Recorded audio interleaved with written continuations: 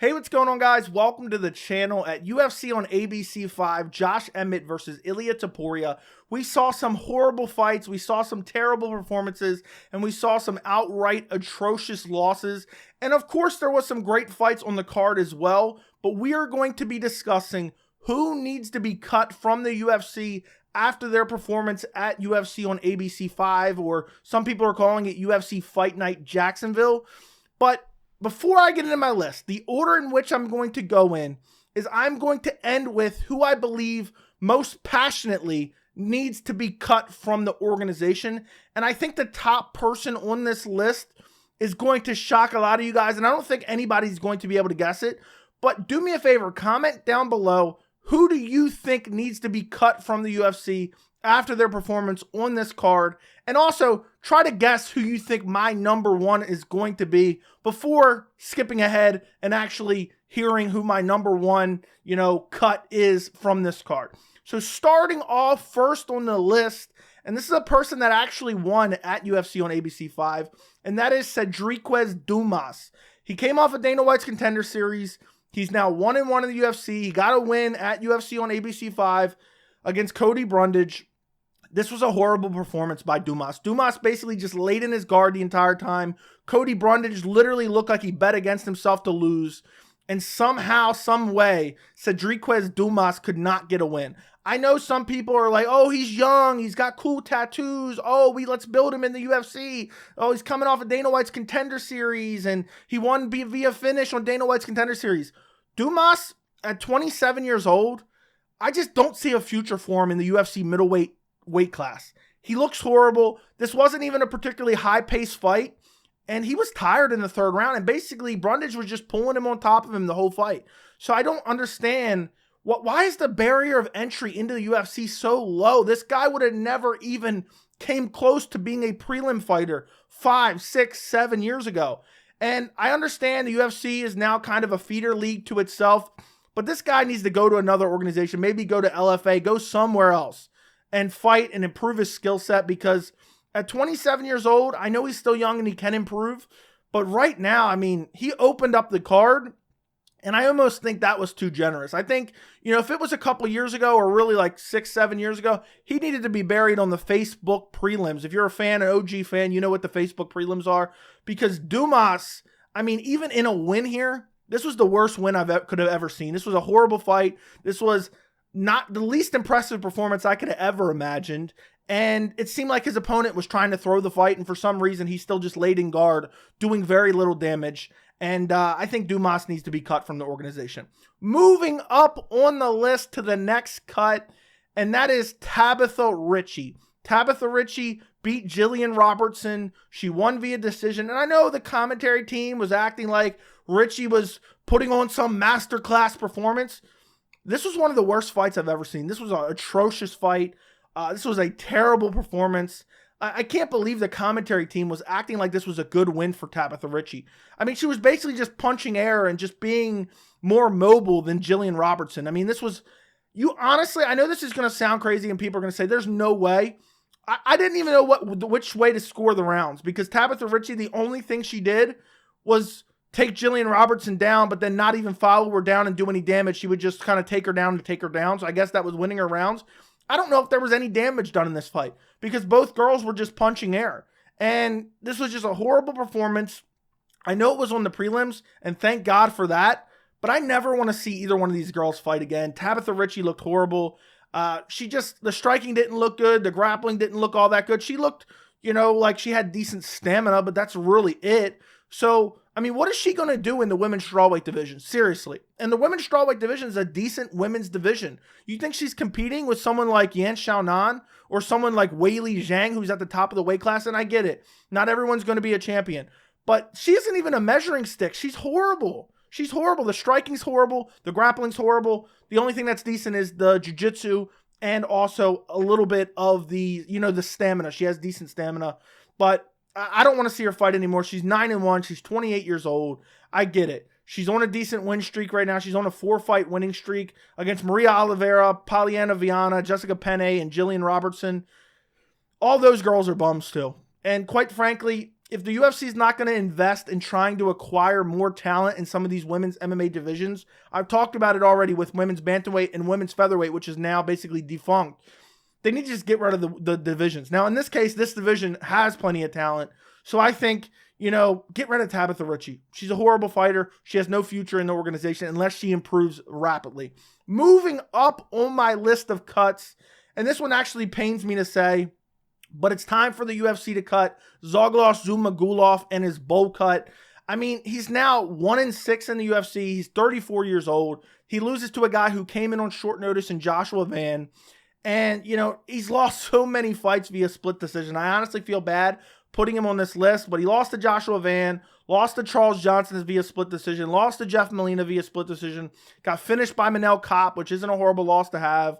Lost to Amir Albazi, lost to Halian Paiva. The only win he has is against Jerome Rivera, and that's all the way back in July of 2021.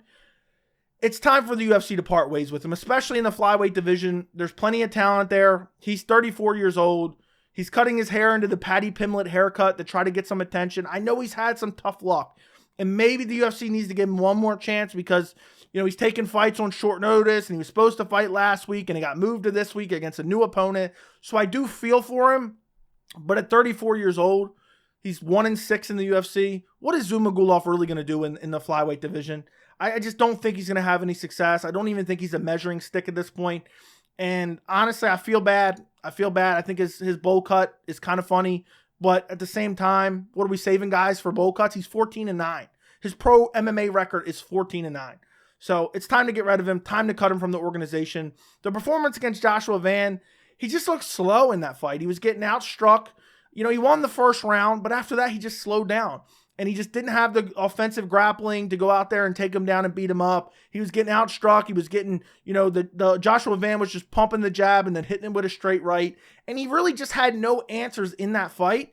And if he can't beat Joshua Van on 1 week's notice, and don't get me wrong, Joshua Van, I think he's a very interesting up-and-coming prospect, especially considering he did this on a week's notice. But Zhumagulov, he's never going to be a contender. He's not even really a measuring stick for new guys. He's losing every single fight. And, every single fight it seems like he's losing via split decision. And this shouldn't even been a split decision. So I think it's time for the UFC to cut ways or part ways with Zhumagulov. Moving up on the list, next on the list, and you could probably guess this next one, and that is Jillian Robertson.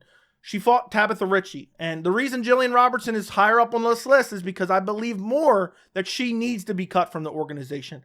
I know, she won her last couple fights. She won her last 2 fights, and then she lost to Tabitha Ritchie.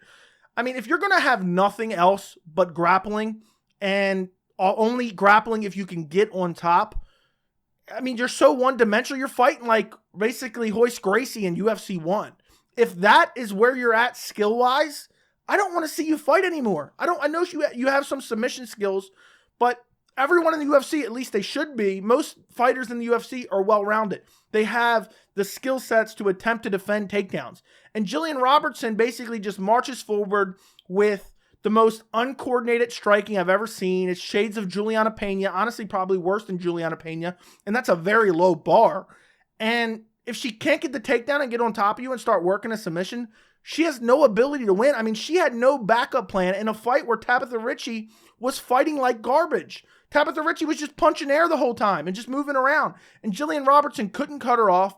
I think she got one takedown. I think it was in the 3rd round. And even when she got that takedown, she couldn't do nothing with it. So she's basically a specialist, a jiu-jitsu submission specialist of 2023 in the UFC. You're a submission specialist. That's not going to cut it anymore. This was a garbage fight. This was an embarrassment to the women's strawweight division.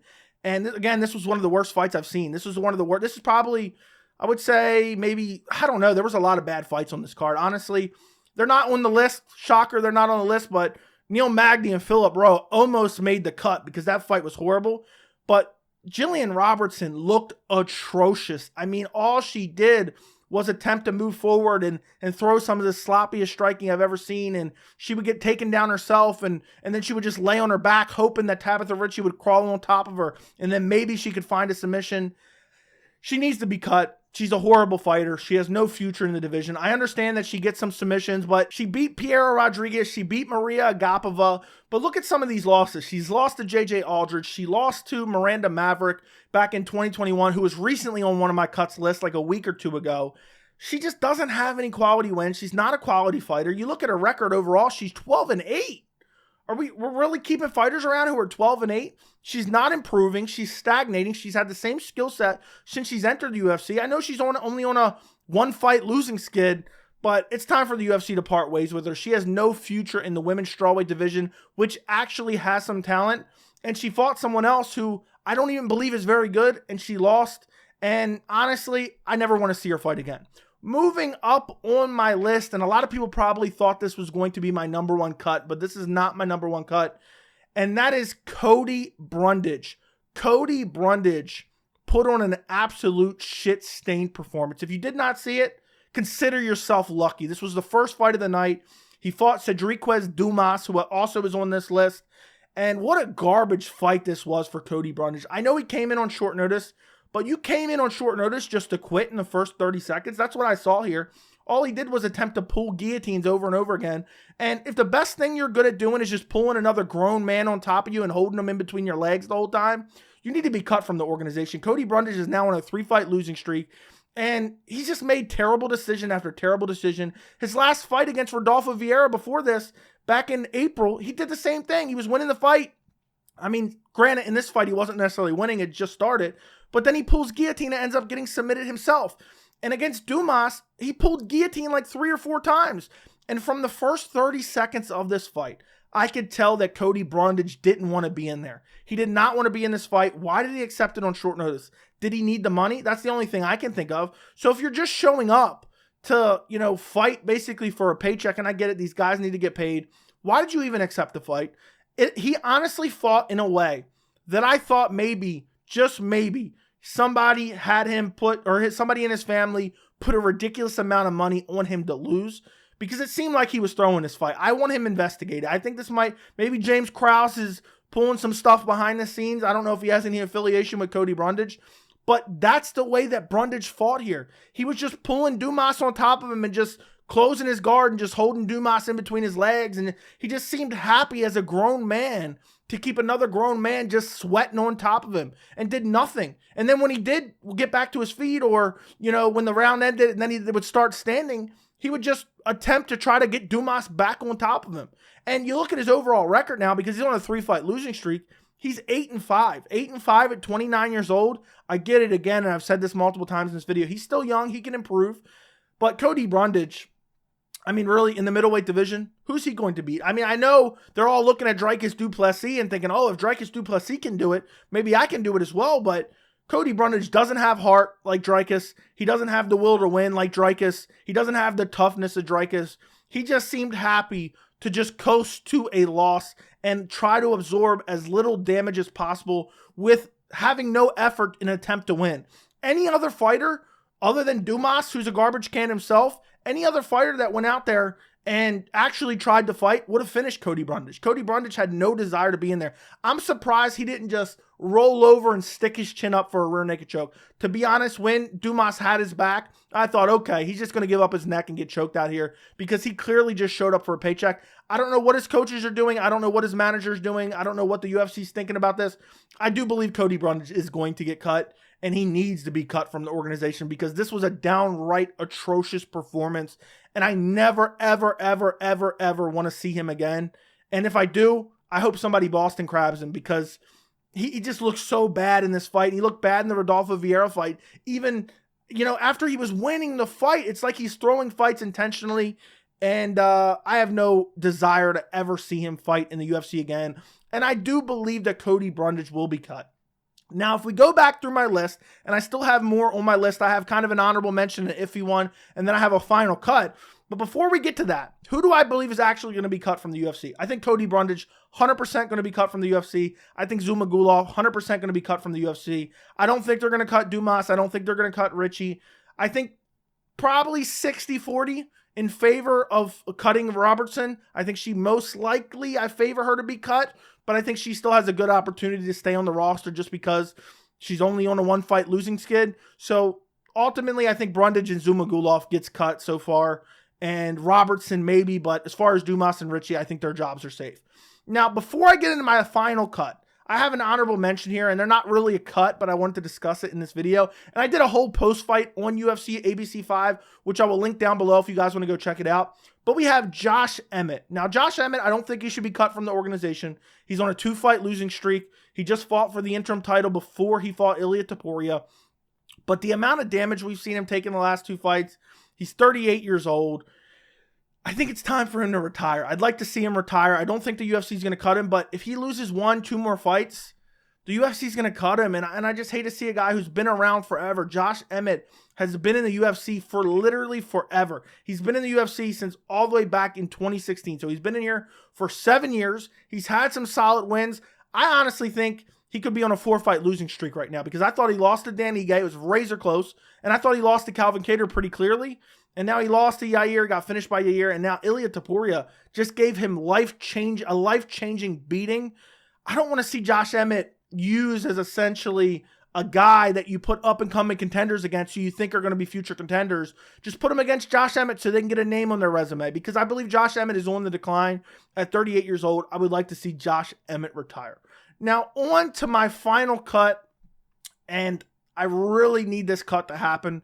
But it's not going to happen. It's never going to happen. I need the UFC to cut Dominic Cruz as a commentator. Dominic Cruz's commentary, I used to enjoy it. And I know people memed on him for, oh, Conor's laying down and getting smashed by Khabib Nurmagomedov just to gas him out. That's his game plan. And I used to actually defend him for that. I used to say, well, I kind of understood what he was saying and it came out horribly wrong. But Dominic Cruz is just getting worse and worse by the week. This guy has no grasp of the scoring criteria. He literally thinks and has said on multiple broadcasts, essentially, if you lose the first 2 rounds, it's a 3-round fight. I'm talking about 3-round fights. And then you are able to get a cut in the 3rd round. He thinks judges go back and revise their scorecards. He literally said that. I think it was in the Randy Brown Wellington Turman fight where Randy Brown had won the first 2 rounds. And Dominic Cruz or DC said, oh, he's going to need a finish in the 3rd round. Pretty sure it was this fight. And Dominic Cruz was like, or he needs to get a really bad cut. And I can't even think of the other examples that he's used.